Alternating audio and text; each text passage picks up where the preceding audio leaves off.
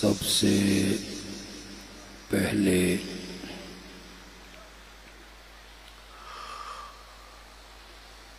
میں تلہ گنگ کے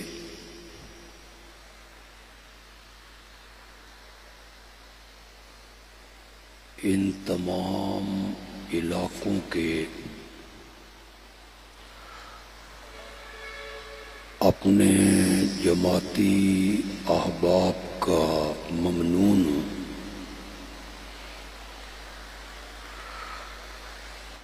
کہ انہوں نے آج میری آمد پر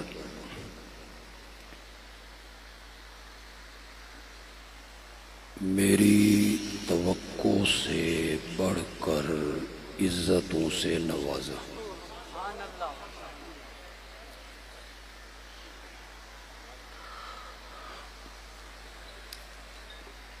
قربانی میری اتنی زیادہ نہیں ہے،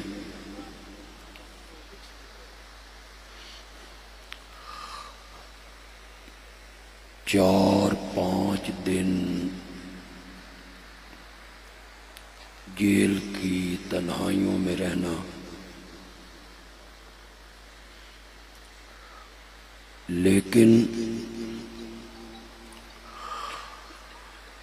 اس کے جو نتائج سامنے آئے، خدا شاہد ہے، گواہ ہے، مجھے بھی خود پہلی مرتبہ اپنی اہمیت کا اندازہ ہوا۔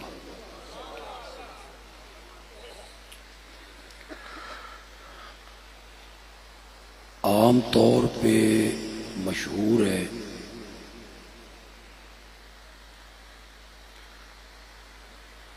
کہ جنازے فیصلہ کرتے ہیں کہ لوگ اس مرنے والے سے کتنی محبت کرتے ہیں۔ رب کا شکر ہے کہ اس نے مجھے زندگی ہی میں یہ سب کچھ دکھا دیے۔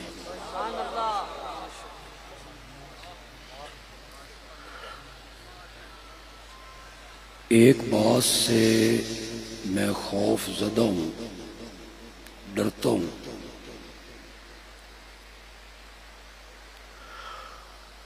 کہ کہیں اللہ نے میرا اجر اسی دنیا میں تو پورا نہیں کر دیا۔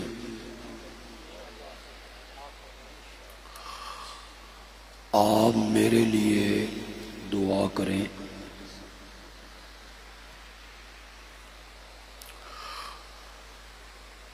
میں اللہ کی توحید کا مبلغ ہوں۔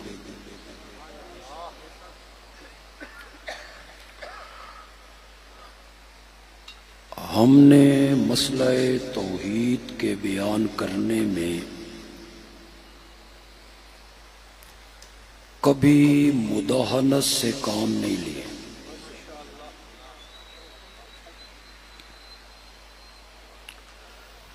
جو عالم، جو خطیب قرآن و سنت کے رنگ میں مسئلہ توحید کو واضح بیان نہیں کرتا، اس پہ تو رب کی لعنتیں برستی۔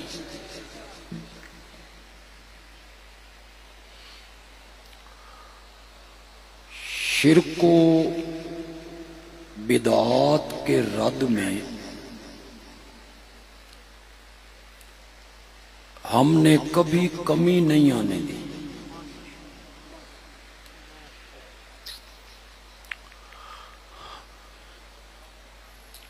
میرا جو انداز ہے، طرز اسلوب ہے، گفتگو کا جو طریقہ ہے، اس نے ہزاروں لوگوں کی زندگیوں کو بدل کے رکھ دی۔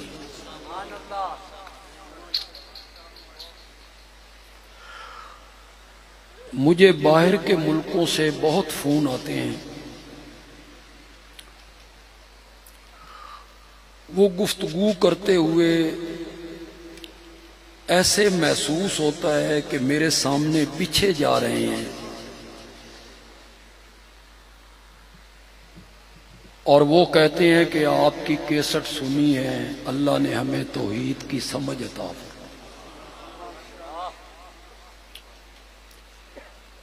کتنے ہوں گے جن کی بات ہم تک نہیں پہنچی ہو۔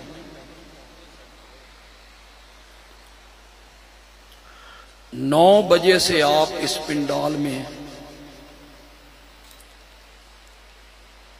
پتہ نہیں کسی خطیب نے آپ کو کوئی لطیفہ سنایا یا نہیں سنایا۔ میں آپ کو ایک لطیفہ سنانا چاہتا ہوں۔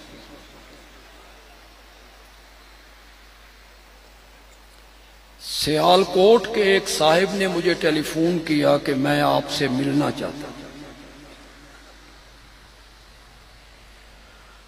میں نے انہیں وقت دیا، وہ تشریف لے آئے، ایک ہائی کورٹ کے بڑے وکیل ان کے ساتھ تھے۔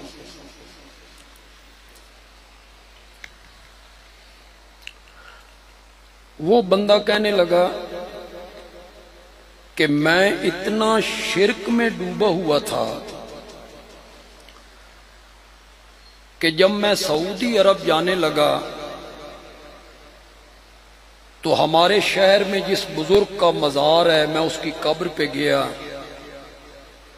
اور میں نے ہاتھ باندھ کے اس بزرگ سے التجا کی کہ میں سعودی عرب جا رہا ہوں، پیچھے میرے گھر دا خیال کری۔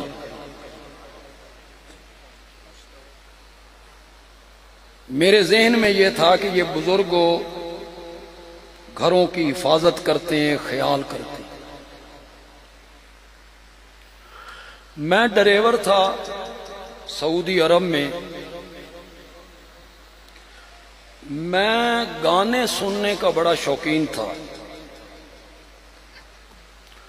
اور 2 گویے مجھے بڑے پسند تھے،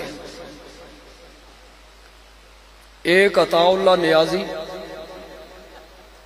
اور ایک ہمارے بندیال کا ہے محمد حسین۔ وہ اپنے آپ کو کہلواتا ہے محمد حسین بندیالوی۔ تو وہ صاحب کہتے ہیں کہ ایک دن مجھے بندے نے سی ڈی دی، اوپر لکھا ہوا تھا عطا اللہ بندیالوی۔ میں نے کہا ایک کیسٹ میں 2 مزے، یعنی عطا اللہ نیازی بھی اور محمد حسین بندیالوی بھی۔ میں بڑا خوش ہوا۔ صبح جب میں نے گاڑی نکالی اور وہ کیسٹ لگائی تو آپ سورت فاتحہ کا خلاصہ بیان کر رہے۔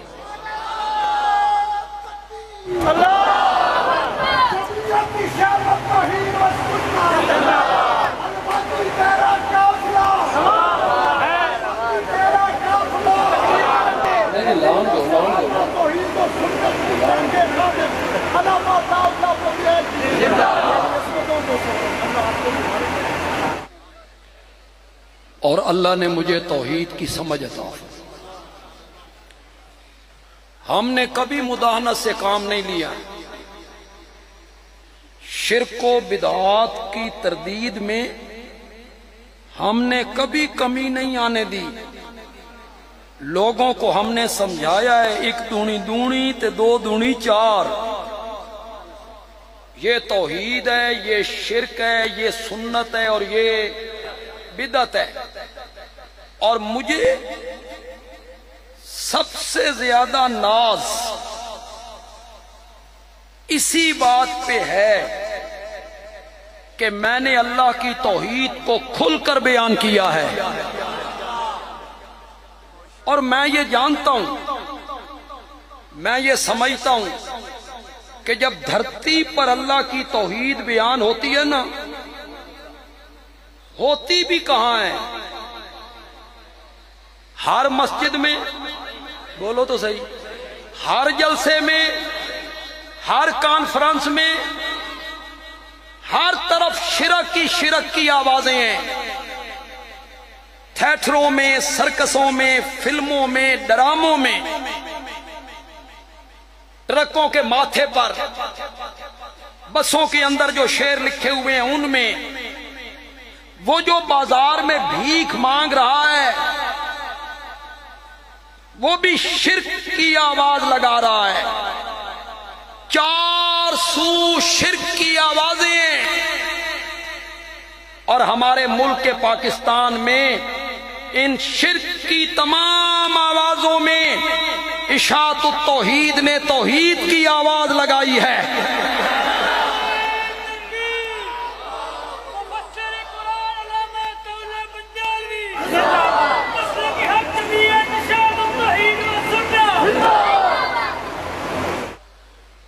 ورلی مسجد،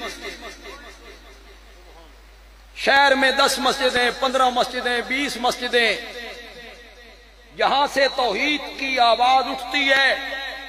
سنو مواحدو، جب کسی محفل میں اللہ کی توحید اور وحدانیت کی آواز اٹھے، رب فرشتوں میں بیٹھ کے فخر کرتا ہے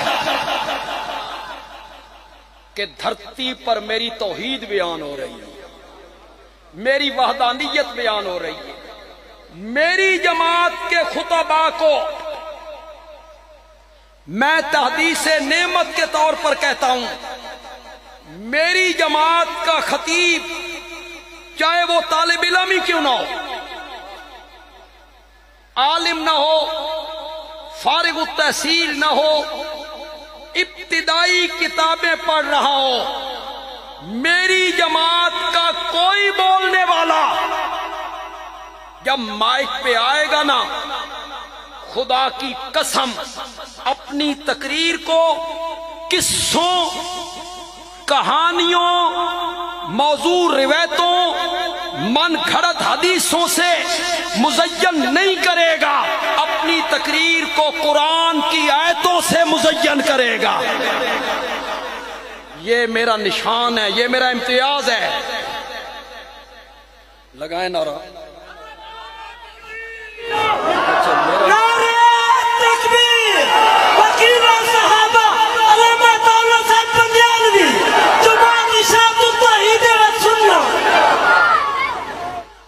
یہ میری جماعت کے خطباء کو شرف حاصل ہے. سٹیج میری جماعت کے مقررین سے، خطباء سے، زعماء سے بھرا ہوا ہے. یہ شرف میری جماعت کو حاصل ہے. میں تحدیث نعمت کے طور پر کہتا ہوں، یہ شرف میری جماعت کے خطیبوں کو حاصل ہے کہ موضوع کوئی سا ہو، جلسے کا عنوان کوئی سا ہو، میری جماعت کا خطیب اس موضوع میں سے توحید بیان کرنے کا راستہ نکالتا ہے.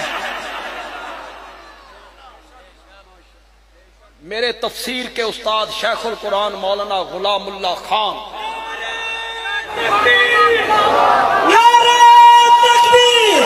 شیخ القرآن مولانا غلام اللہ خان،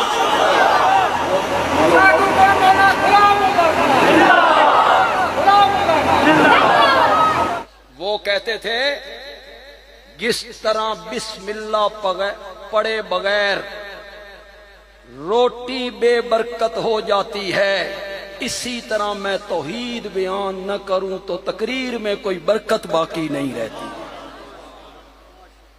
راستہ نکالتا ہے میری جماعت کا خطیب سنت یوسفی پر عمل کرتے ہوئے. علماء کو تو سمجھ جانا چاہیے یار. مجمع میں یار علماء کی تقریریں سنتے رہتے ہو. وہ جو 2 قیدی آئے تھے حضرت یوسف علیہ السلام کے پاس، وہ توحید سننے آئے تھے، توحید سننے آئے تھے، وہ تو خواب کی تعبیر پوچھنے آئے تھے. ہمیں خواب کی تعبیر بتا. حضرت یوسف کہتے ہیں یہ جو جیل میں کھانے آنے کا وقت ہے، جو لوگ آپ میں جیل میں گئے انہیں پتہ ہے بھائی جیل میں کھانے کا ایک وقت مقرر ہو، عین اس ٹائم کھانا پہنچتا ہے۔ مجھے ہی پتہ ہے، ہاں مجھے پتہ ہے، مجھے تو بہت کچھ پتہ ہے۔ میرا کھانا باہر سے آیا کرتا تھا، سبحان اللہ نہ کھو، پوری گل سنو۔ میرا کھانا باہر سے آیا کرتا تھا، وہ جیل کا عملہ کھایا کرتا تھا۔ ہاں جیل والا کھانا مجھے ملتا تھا، لیکن فیصل آباد کے جیل کا کھانا بہت اچھا تھا۔ اگر ان سپریڈنٹ تک میری بات پہنچ رہی ہے تو میں انہیں خراج تحسین پیش کرتا ہوں۔ جیل میں جو قیدیوں کو کھانا دیا جاتا تھا وہ بہت اچھا تھا، لیکن وہ کھانا مجھ تک اپنا نہیں پہنچنے دیتے تھے بھئی کدائی وچ زہر نہ ملے گا۔ کھانے آنے کا ایک وقت مقرر ہے، اس میں ہوں گے نا کوئی 10-15 منٹ۔ حضرت یوسف کہتی ہے کھانے آنے سے پہلے میں تمہیں خواب کی تعبیر بتاتا ہوں، پہلے مجھ سے مسئلہ توحید سنو۔ وہ قیدی توحید سننے آئے تھے، بولو تو صحیح یار۔ حضرت یوسف نے پھر توحید سنانے کا راستہ نکالا کہ نہیں نکالا؟ اشاعت التوحید کے خطبہ سنت یوسفی پر عمل کر سب سے پہلے اپنا تعارف کروایا، واتبعت ملت آبائی ابراہیم و اسحاق و یعقوب۔ سب سے پہلے سنو میں کون ہوں۔ میں خود پیغمبر، میرا باپ پیغمبر، میرا دادا پیغمبر، میرا پردادا پیغمبر۔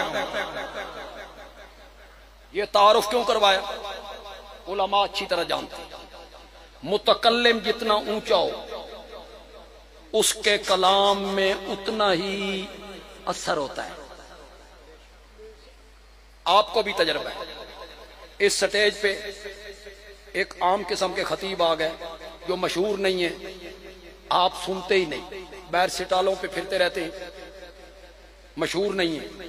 اور کوئی مشہور خطیب آ گیا تو آپ بھاگ کے پنڈال میں آ گئے، ہمیں وہ چبلا مارے، لیکن وہ مشہور ہے، آپ سن رہے ہیں۔ جتنا متکلم اونچا ہوگا کلام میں اتنا اثر ہوگا۔ کل یوسف کو کنویں سے نکالا گیا، غلام ہیں، مصر میں بیچیں گے پیسے کمائیں گے۔ اس دن نہیں دسیا میں کون ہوں۔ کس کو غلام کہہ رہے ہو؟ مصر کے بازار میں بک گئے، اس دن نہیں بتایا میں کون ہوں۔ مصر میں ہتھکڑیاں لگ گئیں، اس دن نہیں بتایا میں کون ہوں۔ نہ کنویں سے نکلتے ہوئے، نہ مصر کے بازار میں بکتے ہوئے، نہ جیل جاتے ہوئے نہیں اپنا تعارف کروایا۔ آج رب کی توحید بیان کرنے کا وقت آیا، آج پہلی مرتبہ بتایا کہ میں کون ہوں۔ میرا باپ نبی، میرا دادا نبی، میرا پردادا نبی۔ آگے کہتے ہیں ما کان لنا ان نشرک باللہ من شیء، ما کان ما ینبغی ما یجوزو، ہمیں یہ لائق نہیں، ہمیں یہ جائز نہیں کہ ہم اللہ کے ساتھ کسی کو شریک بنائیں۔ مولانا حسین علی الوانی رحمت اللہ علیہ نے ما کانا کا پنجابی میں معنی کیا، تلگنگ کے لوگ جھومیں گے، سانے گل ڈھکدی نہیں، سانے گل ڈھکدی نہیں کہ ہم اللہ کے ساتھ کسی کو شریک بنائیں۔ ذالک من فضل اللہ، بولو یار سارے ذالک۔ میرے سامنے جو مجمع ہے 98% موحد لوگ. دوسرے طبقے کا کوئی میرا بھائی آ گیا ہو، اللہ کرے اسے بھی سمجھ آ جائے. نہ کوئی جنگ ہے، نہ لڑائی ہے، نہ ضد ہے، نہ اناد ہے، نہ ہٹ دھرمی ہے، نہ دھڑے بندی ہے، کچھ بھی نہیں. ہمارے وہ بھائی ہیں، دوست ہیں، ہماری بات کو سنیں. لیکن آپ لذت لیں، آپ لذت لیں. آپ جو مواعد لوگ ہیں آپ لذت لیں. حضرت یوسف علیہ السلام کہتے ہیں ذالک من فضل اللہ، ذالک من فضل اللہ. توحید کی سمجھ کا آ جانا اور شرک سے بچ جانا، ذالک من فضل اللہ. یہ کیا ہے؟ اللہ کا کیا ہے؟ خدا دی قسم ہے، اس کا تعلق علم سے کوئی نہیں. ہم نے بڑے بڑے اہل علم کو قبروں پہ جھکتے ہوئے پایا، بڑے بڑے اہل علم کو غیر اللہ کی نیازیں دیتے ہوئے پایا، بڑے بڑے اہل علم کو شرک کی دلدل میں پھنسا ہوا پایا، شرک کی راہوں پہ چلتے ہوئے پایا. اس کا تعلق علم سے نہیں، دولت سے نہیں، منصب سے نہیں، عہدے سے نہیں، عقل سے بھی نہیں. خدا دی قسمیں عقل سے بھی نہیں، نہ علم سے، نہ دولت سے، نہ شہرت سے، نہ عہدے سے، نہ عقل سے. شرک سے بچ جانا ذالک من فضل اللہ. کس کا فضل ہے؟ آپ کا بھی تجربہ ہوگا. دماغ دے پورے سارے لوگ دنیا داری کا اتنا پتہ نہیں، لیکن توحید کا معاملہ آئے. آپ کے بھی تجربے میں، ہمارے تجربے میں. سرگودے میں ایک بندہ تھا، مجذوب تھا بالکل، پان کھایا کرتا تھا، داڑھی پہ پان کی پیکیں گرتی تھیں. نماز شروع کرتا تو 20 رکعتیں اکٹھی پڑھتا تھا. عقل کی یہ حالت تھی کہ مجھ سے چائے کے پیسے مانگے، میں 5 روپے لے کے آیا، اس نے نماز لیت لی تو مجھے کہتا ہے ہوں میں نماز لیت لئیے ایتھے رکھ چھڑ، میں پھر چک لے سا. اتنا بھی علم نہیں، ایک عقل نہیں. اور اس سے کوئی پوچھنے والا پوچھتا ہے، قبر والوں سے مانگے گا تو وہ جواب میں کہتا ہے وہابی ہوں، وہابی، رب سے مانگوں گا.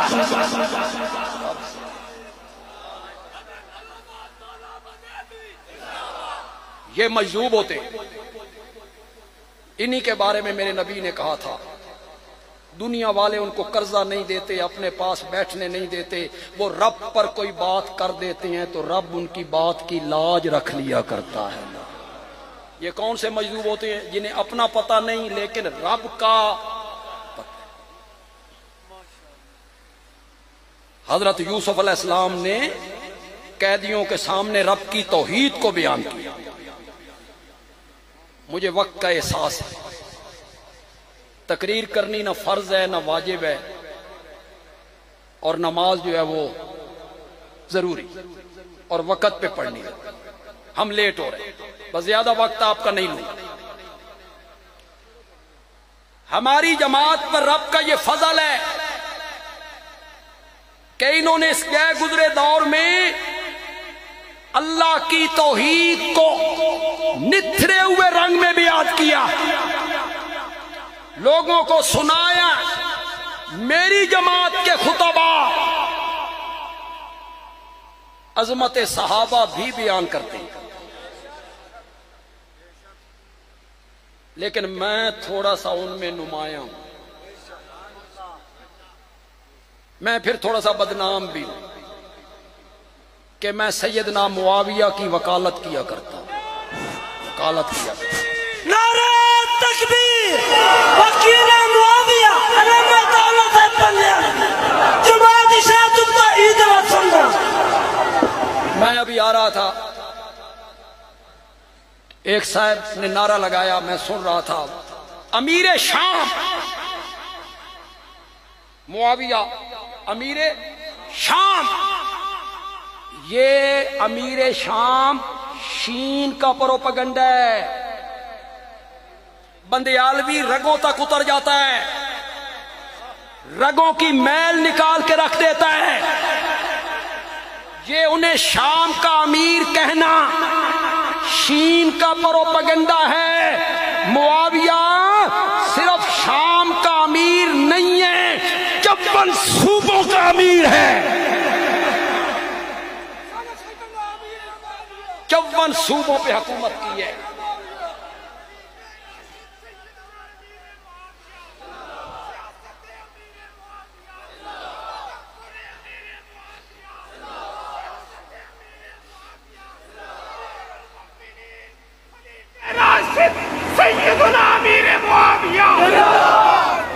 मैंने मलवाली से गुजरते हुए झम्मट और मलवाली की तरफ एक मस्जिद के बाहर बोर्ड पड़ा, अमीर शाम, मस्जिद अमीर शाम। वो जिन्होंने मस्जिद बनाई थी, मैंने उनसे बात की है, नहीं जनाब अमीर शाम क्यों?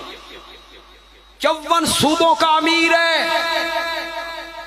जो यहां नए लोग आए हो और नौजवानों,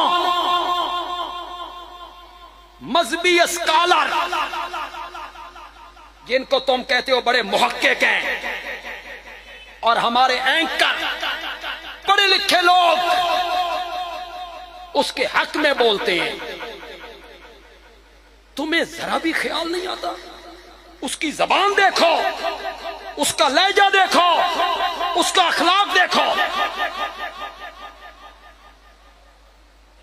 कहता है मुल्ला अली कारी ने, ये हनफियों के आलिम है, मुल्ला अली कारी ने इमाम अबू हनीफा का दिफा किया और ये कहा साडा इमाम सही भौंकिया।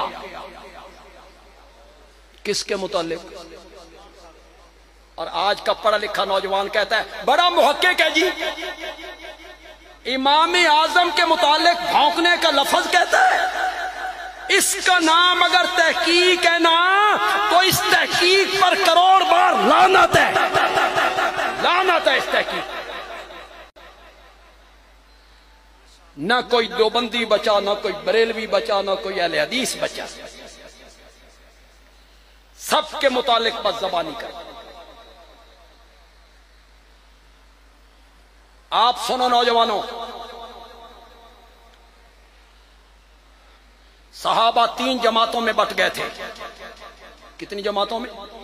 बोलो, जोर से बोलो, बड़ी बात कहने लगा हूं।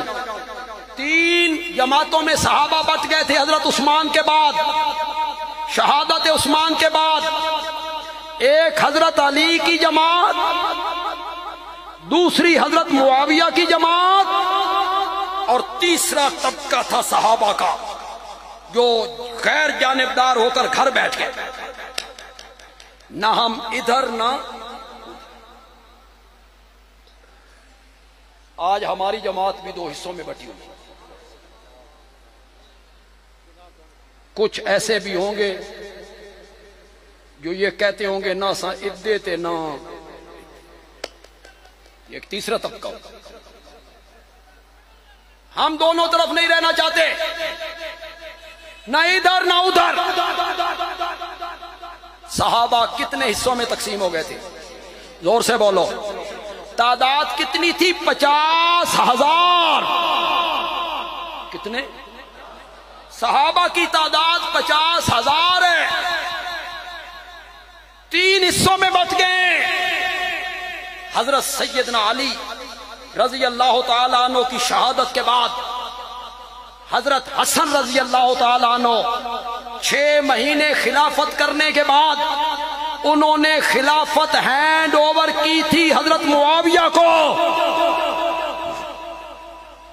जितने लोग यहां बैठे हो, बोलो, इससे कोई इनकार कर सकता है? बोलो बोलो बोलो, किसी को इनकार है तो उठे, उठे, कहे नहीं, नहीं दी थी खिलाफत, नहीं की थी सुलो, सुलो भी की, खिलाफत। ایک بات صرف علماء کے لیے کرنا چاہتا ہوں، عام میں سے جو لوگ سمجھ جائیں اپنے آپ کو خوش قسمت سمجھیں۔ ساری زندگی یہی رونا روتے رہے، ساری زندگی یہی رونا روتے رہے۔ ابو بکر خلافت کھس لئی، حضرت عمر خلافت کھس لئی، حضرت عثمان خلافت کھس لئی، حضرت ابو بکر مصلی کھس لیا، حضرت عمر مصلی کھس لیا، حضرت عثمان مصلی کھس لیا، غصب کر لی خلافت۔ ساری زندگی یہی رونا روتے رہے، ساری زندگی۔ تم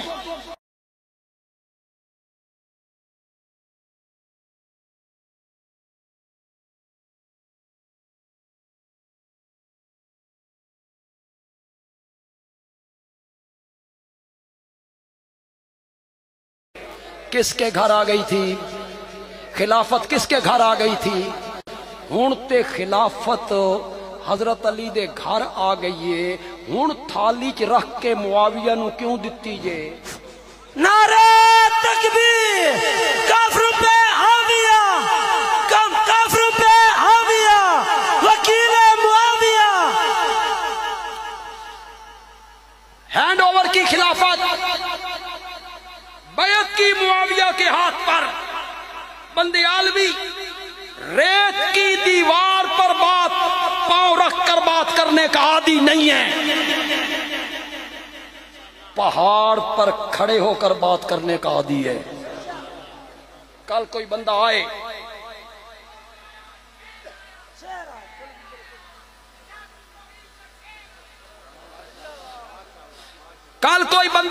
میری بات کو جھٹلائے،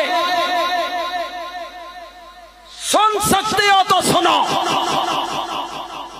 صحابہ کی 3 جماعتیں، حضرت علی کی جماعت، حضرت معاویہ کی جماعت، غیر جانبدار، یہ تینوں جماعتیں حضرت حسن کی صلح کے بعد معاویہ کے ہاتھ پر متفق ہو گئے تھے۔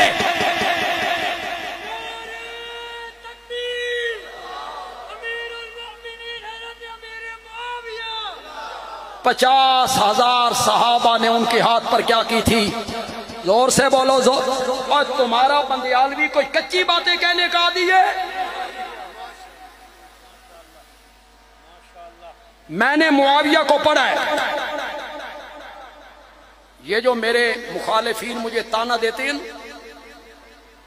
اللہ تیرا حشر معاویہ کے ساتھ کرے تو میں بڑا خوش ہوتا ہوں۔ اللہ تواڈی دعا نو قبول کرے، اللہ تواڈی دعا قبول کرے۔ ہمارا حشر اگر معاویہ کے ساتھ ہو جائے، وہ میرے نبی کا صحابی ہے، پھر وہ کاتب وحی ہے، پھر وہ پہلے بحری بیڑے کا موجد ہے، پھر وہ بحری لشکر کا سالار ہے۔ 19 سال اس نے خلافت کی۔ اب یوں ہی بولتے رہتے ہو ملوکیت تھی جی، ملوکیت تھی۔ بندیالوی ہاتھ باندھ کے پوچھنا چاہتا ہے، حضرت حسن نے حضرت معاویہ کو کون سی چیز دی تھی؟ تو کون ہوتا ہے ملوکیت کہنے والا؟ حضرت حسن نے جو چیز دی تھی وہ کیا تھی؟ خلافت۔ میں نے معاویہ کو پڑھا ہے، میں نے معاویہ کے ناقدین کو بھی پڑھا ہے، حضرت معاویہ پہ تان کرنے والوں کو بھی پڑھا ہے۔ عائشہ التوحید کے نوجوانوں،